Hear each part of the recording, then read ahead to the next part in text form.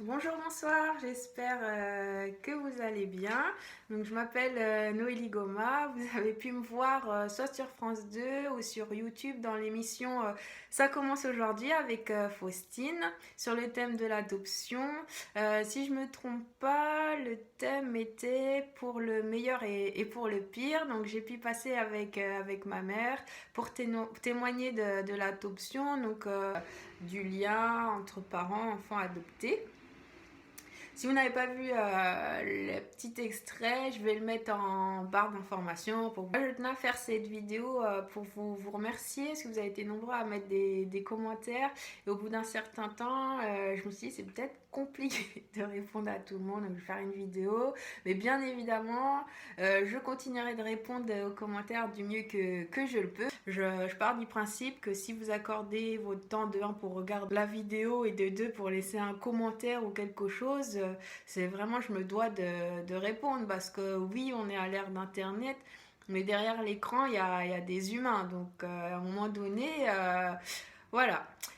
Donc, comme je vous disais, ma mère et moi, on a été très touchés par vos commentaires positifs. Il y a également eu des commentaires négatifs, mais pour cela, de toute façon, on est libre de penser, chacun ses opinions, donc il y a aucun souci. Et nous, on a vraiment pris ces autres commentaires sur le ton de l'humour, on a énormément ri. Je vous remercie. En tout cas, c'était pas en soi pour... c'est pas de la moquerie, mais j'avoue, il y a des commentaires que j'ai pas compris. Je veux dire qu'à un certain moment, il y a des commentaires qui nous dépassent. J'ai été très surprise, positivement, hein, bien sûr, des réactions.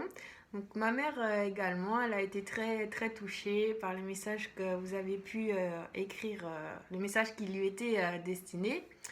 J'avais 3 messages à faire passer.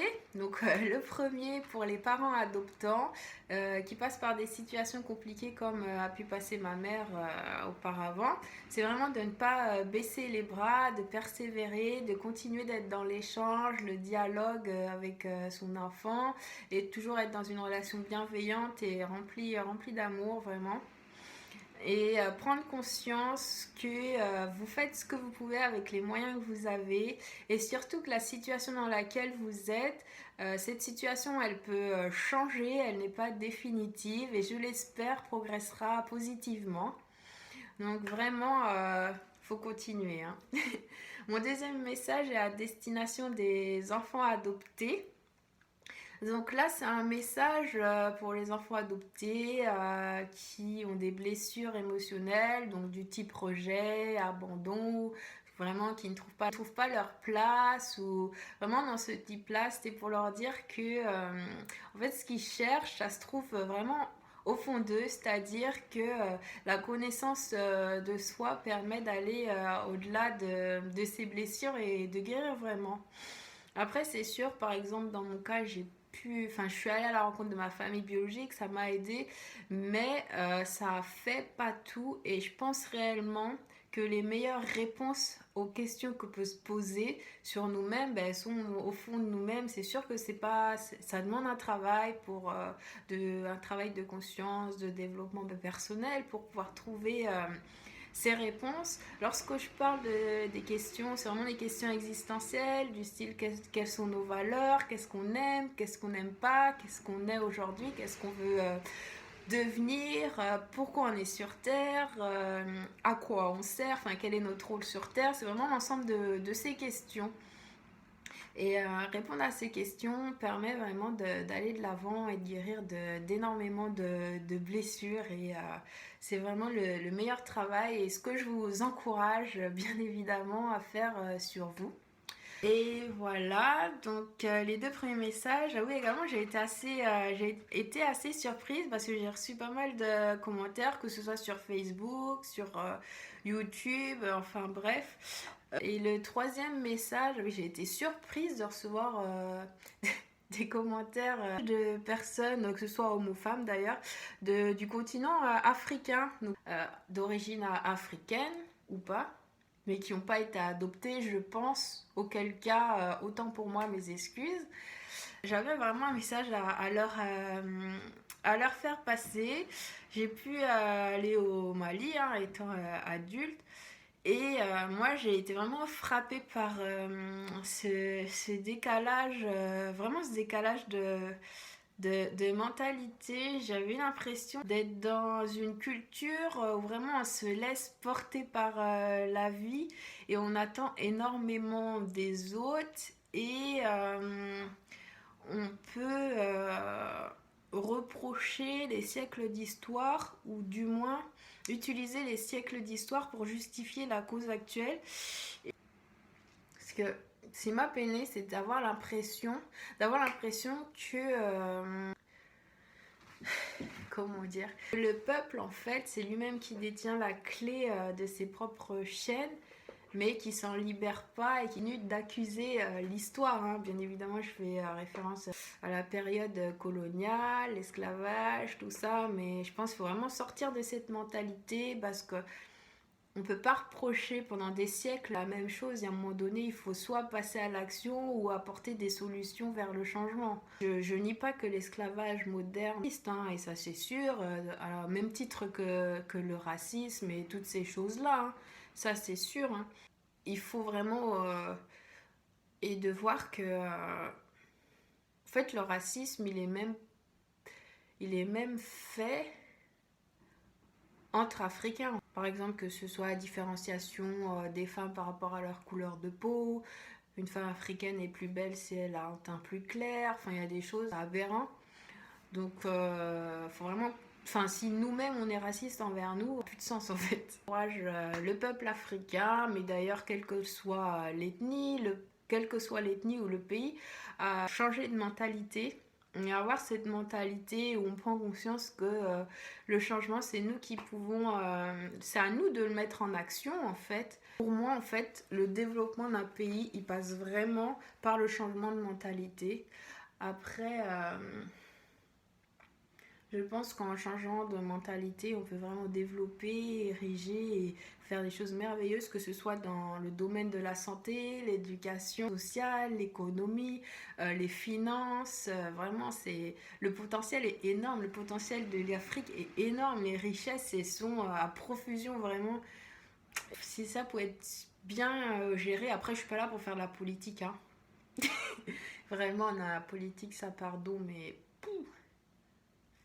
Je suis pas là pour faire de la politique, mais j'encourage à l'échelle humaine, personnelle, à développer ses compétences, à créer et à participer au développement de son pays, quel que soit l'âge, quel que soit le pays d'ailleurs. Donc voilà, c'est ça mon troisième message qui s'adresse quand même plus à la population africaine. J'encourage au changement de mentalité afin de développer le pays. Mon rêve pour l'Afrique, ce serait que pour l'Afrique et pour chaque pays africain qui puisse se réapproprier son fonctionnement et qui ne dépende plus de personne d'autre en fait. Bon après, hein, c'est idéaliste et c'est global, mais c'est pour en dire les lignes et je pense que ce changement, il passe par les mentalités. Faut vraiment arrêter avec l'histoire de l'esclavage. C'est bon, ça fait 3 siècles. Faut vraiment passer à autre chose. Et faut évoluer, quoi. Faut évoluer et avancer. Après, non, mais vraiment, c'est vraiment quelque chose qui me touche. J'ai espoir que l'Afrique se développe, se redresse. D'ailleurs, tous les pays qui se plaignent aujourd'hui du colonialisme, qui se sortent de cette mentalité et qui prouvent, que ce soit avant eux-mêmes ou qui prouvent au monde qu'ils sont là, quoi. Et qu'ils ont besoin de personne pour réussir. C'est vraiment ce message que j'avais à faire passer. Donc, voilà. Non, c'est assez impressionnant de passer sur un plateau de télé quand même. Je dirais pas que j'étais pas à l'aise. Mais j'étais un petit peu intimidée quand même. Mais vraiment, ça a été une bonne expérience. L'équipe de Ça commence aujourd'hui était au top. Vraiment, j'ai rien à redire sur ça. Et c'est vraiment un excellent moment que j'ai pu partager avec ma mère. Vraiment, au début, elle était pas... Elle voulait pas aller sur Paris, mais j'ai réussi à la convaincre. Je lui ai dit vraiment, c'est un témoignage important. Et puis surtout, s'il y a d'autres personnes qui passent par ces moments-là, je pense que ça peut les aider d'entendre ce genre de témoignage parce qu'au final, on entend souvent des retours négatifs de l'adoption, comme quoi c'est compliqué, alors qu'il y a vraiment des adoptions qui se passent soit bien, ou soit avec le temps qui s'arrange, mais ça, on n'entend pas forcément ces discours-là.